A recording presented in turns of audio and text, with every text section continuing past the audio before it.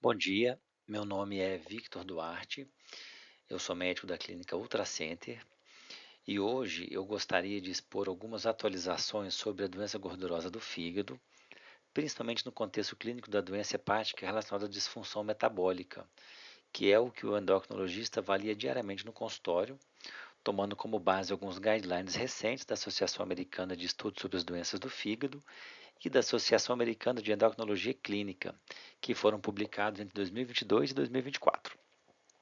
Meu propósito hoje, como radiologista, é buscar uma proximidade com os colegas endocrinologistas que acompanham esses pacientes com risco de desenvolver as doenças do fígado, esclarecer como testes não invasivos, principalmente a elastografia, podem ajudar no manejo desses doentes e me colocar à disposição para discutir os exames de imagem realizados para um ganho real na qualidade do atendimento prestado por nós. Então aqui eu coloquei um print dos principais guidelines que eu utilizei. Eles são todos abertos, gratuitos, de fácil acesso. Inicialmente, eu gostaria de abordar uma mudança recente sobre a nomenclatura da doença gordurosa no fígado. Dessa maneira, nesse guideline, ficou classificado da seguinte maneira: a doença esteatótica do fígado, cuja sigla em inglês é SLD, se divide em esteatose associada à disfunção metabólica, cuja sigla em inglês é MASLD, e quando associado a alterações inflamatórias, chamamos de disfunção metabólica associada à esteatohepatite, cuja sigla é MASH, o antigo NASH, tão conhecido por nós.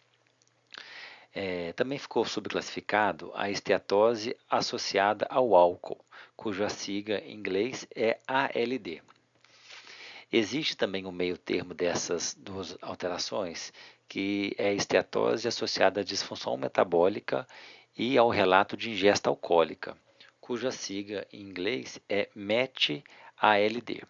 Nesses casos, precisamos quantificar a ingesta alcoólica por semana ou dia, de acordo com o sexo do paciente, para definirmos qual o predomínio, se é doença metabólica ou doença alcoólica. Nós ainda temos outras causas de doença gordurosa do fígado, como relacionados a drogas cuja sigla é DILI, relacionadas às doenças monogênicas e às criptogênicas. Como hoje é uma abordagem direcionada para os endocrinologistas, a gente vai abordar muito o contexto da doença esteatótica relacionada à disfunção metabólica, estando ou não associado ao álcool. Esse organograma proposto nos ajuda a classificar os pacientes com disfunção metabólica associado à esteatose hepática, a MASLD, associados ou não ao uso do álcool. É esse grupo de pacientes que será foco dessa apresentação, já que eles apresentam risco de evolução para fibrose hepática e a correta identificação destes pacientes, juntamente com o conhecimento dos recursos disponíveis na nossa região e a sua utilização dentro dos guidelines atuais, nos ajuda no cuidado desses pacientes.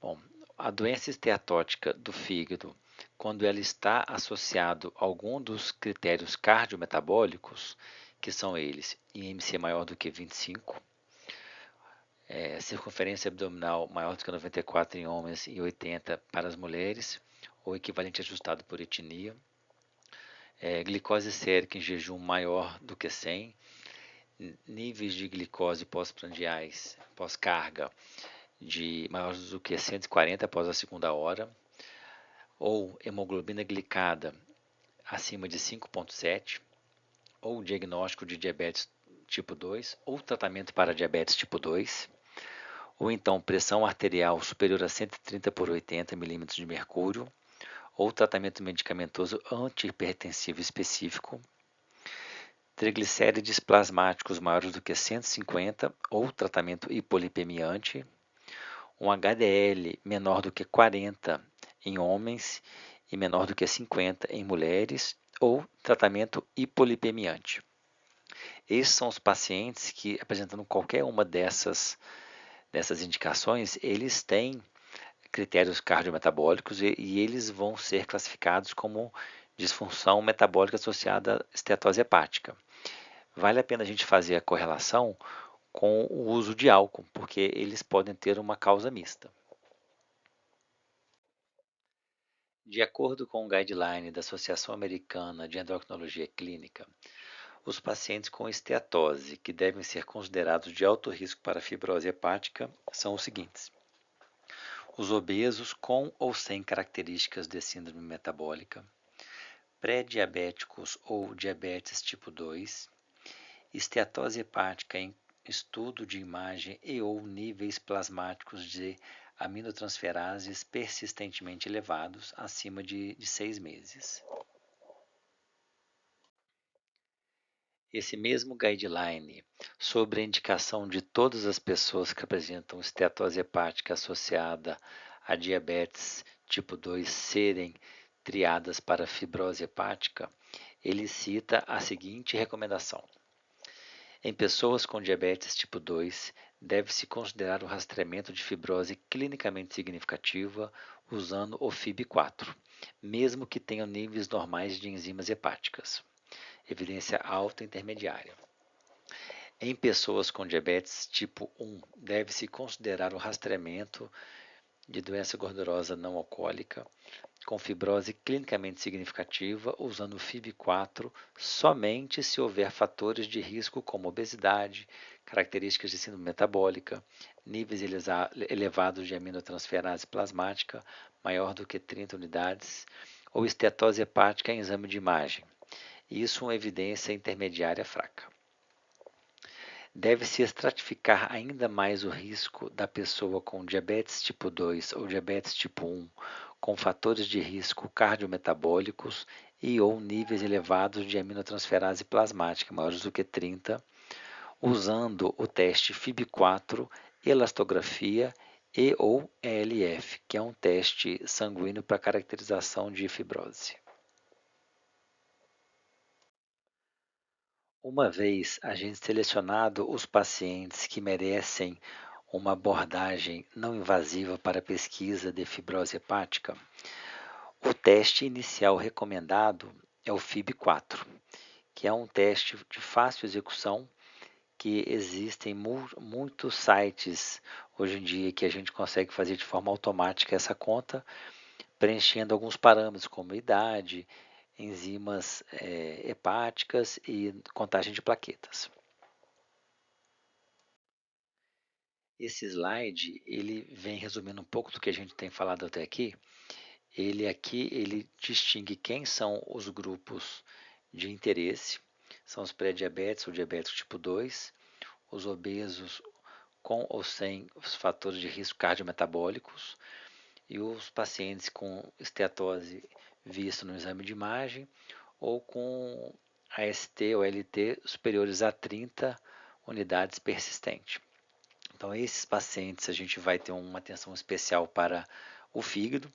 Não é só o fígado, a gente tem que lembrar que a gente também tem que abordar a prevenção de doenças cardiovasculares, né? É muito importante o manejo de obesidade, de manejo do diabetes, da hipertensão e das dislipidemias. E quando a gente fala das doenças do fígado, das complicações do fígado, das doenças metabólicas, a gente está falando então de estratificação de risco de fibrose. A gente falou que o principal fator não invasivo, teste não invasivo é o FIB-4, e o FIB-4 a gente consegue diferenciar em baixo risco, risco intermediário e alto risco. Dando sequência a esses organogramas, aqui a gente tem então uma divisão da estratificação do risco utilizando-se o FIB-4. Quando a gente tem um FIB-4 menor do que 1,3, é um paciente de baixo risco de fibrose hepática.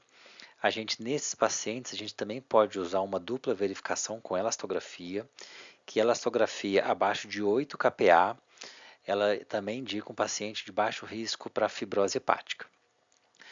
A gente também pode usar o LF teste, que é um teste sanguíneo, que a gente pode usar o valor de 7,7 como cutoff para poder falar de risco de fibrose avançada. Quando a gente tem um FIB-4, um valor entre 1,3 e 2,67, que uma grande parte dos pacientes se encontra nessa faixa, a gente tem um risco indeterminado. E quando temos esse paciente, a gente obrigatoriamente precisa lançar a mão de um segundo teste para que a gente consiga filtrar um pouco melhor quem é esse paciente. O exame de rotina é a elastografia, também pode ser usado o LF teste, que é um exame de sangue. E a elastografia, quando ela dá um valor abaixo de 8 kPa, é um paciente de baixo risco. E a elastografia, quando ela dá um valor entre 8 e 12 kPa, ou o LF teste entre 7,7 e 9,8, é um paciente com risco indeterminado também durante a elastografia. Esse paciente é um paciente que deve ser referido ao hepatologista, porque esse paciente ele necessita de uma avaliação um pouco mais a funda e talvez seja o caso de até indicação de biópsia para alguns desses pacientes. Quando a gente faz elastografia para esses pacientes, a gente acha um kPa acima de 12 ou um LF acima de 9,8, são pacientes de alto risco e esses pacientes também devem ser encaminhados ao hepatologista.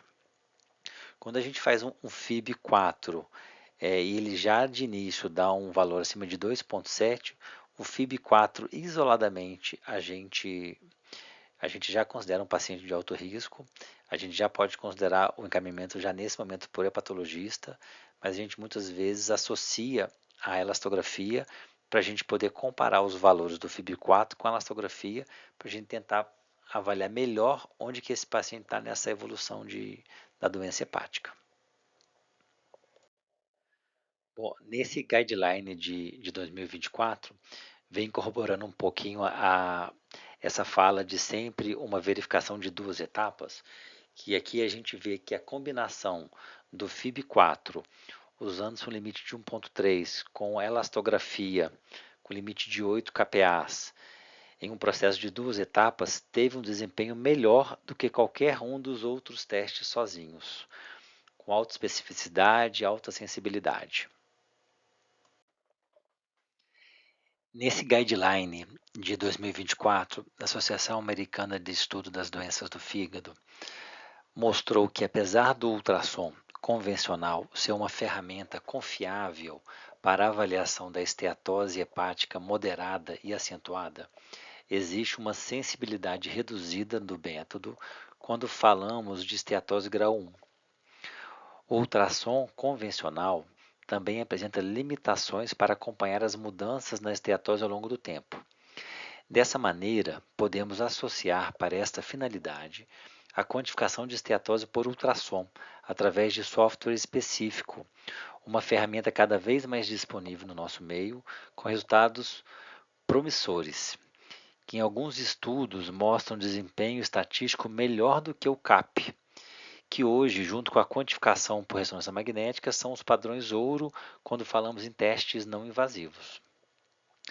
Eu coloquei esse slide aqui porque é uma coisa que tem surgido nos últimos anos. A gente já tem essa tecnologia aqui em Juiz de Fora e é uma maneira da gente tentar pormenorizar um pouco mais a doença gordurosa do fígado.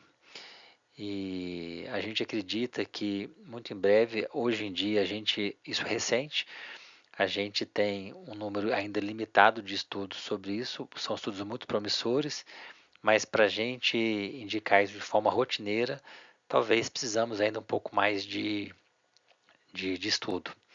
A gente, nas nossas avaliações de elastografia, a gente já está incluindo esse estudo da quantificação de esteatose por software, e a gente pode, no momento oportuno, discutir outras indicações para a gente tentar utilizar a ferramenta de forma útil dentro do que tem de indicação no cenário atual. Eu também quis trazer esse slide, que é um slide que fala sobre a diretriz de utilização da elastografia na saúde suplementar. Eu não sei se vocês tiveram alguma dificuldade em algum momento sobre a solicitação do exame. O que acontece é que a diretriz ela é bem específica, que temos uma cobertura obrigatória para pacientes com diagnóstico de hepatite B, hepatite C pós-transplante, HIV e doença do fígado não alcoólica, com suspeita ou diagnóstico de cirrose hepática em pelo menos uma das seguintes condições: diagnóstico inicial, estadiamento e acompanhamento. Então, como a gente hoje está falando de paciente com doença do fígado não alcoólica, esse paciente ele tem diretriz para poder fazer elastografia.